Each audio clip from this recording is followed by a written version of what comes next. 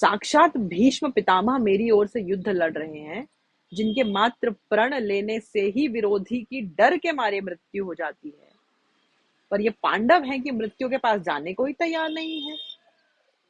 ना जाने ऐसे कौन से बाण चला रहे हैं भीष्म पितामह इन दिनों, जिनका कोई असर ही नहीं हो रहा। यह सोचकर बड़ी ही चिंता में और बड़े क्रोध में दुर्योधन जाते हैं भीष्म के कक्ष में और कहते हैं, पितामह यह कैसा न्याय है, इतने दिन हो गए युद्ध करते करते, एक भी पांडव आपसे न मरा। सुनकर भीष्म कहते हैं कि कल पांडवों की मृत्यु निश्चित है मेरे इन 5 बाणों से, और दुर्योधन को आश्वासन दे देते हैं।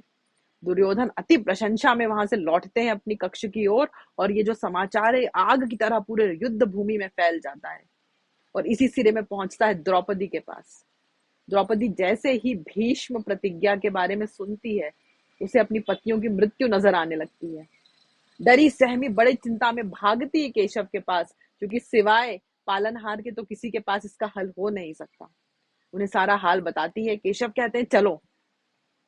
खुद एक दासी का रूप धारण करते हैं और द्रौपदी को ले जाते हैं उस स्थान पर जहां पर भीष्म संध्या वंदन कर रहे होते हैं, और कहते हैं जैसे ही वो मुड़े उनके पैर पकड़ लेना। द्रौपदी बिल्कुल ऐसा ही करती है। जैसे ही भीष्म का संध्या वंदन पूरा होता है और वो पीछे पलटते हैं, उनके पैर पकड़ लेती है और उनके मुंह से निकल जाता है, अखंड सौभाग्यवती भव।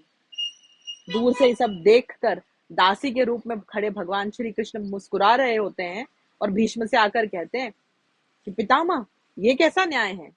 आज सुबह तो आपने इनके पतियों की मृत्यु की प्रतिज्ञा ली है, और अभी आप इनसे कह रहे हैं कि अखंड सौभाग्यवती भव। किस प्रण को माना जाए? जैसे ही वो ये कहते हैं, पितामह समझ जाते हैं कि सिवाय लीलाधर के तो ये किसी की लीला नहीं हो सकती, और हाथ जोड़कर कहते हैं कि प्रभु, अभी आपकी प्रार्थना में लीन था, तो इस वक्त मुख से जो निकल गया उसको कैसे ही झुटला सकता हूं। मेरा यही वर माना जाएगा। और इस प्रकार प्रण लेने के बाद भी पांडव साक्षात मृत्यु से बच जाते हैं। अब केशव कहते हैं द्रौपदी से, चलो पांचाली, देखें तुम्हारे पति युद्ध की क्या तैयारी कर रहे हैं। वहां जाकर देखते हैं कि सब घुर्रक बजाकर सो रहे हैं। उन्हें उठाते हैं और कहते हैं कि कल के युद्ध की तैयारी नहीं करना। इस पर अर्जुन कहते हैं कि प्रभु, जिसके रथ में स्वयं आप खड़े हैं, उसे कैसी तैयारी की जरूरत, आप सब संभाल लेंगे। जय श्री हरि।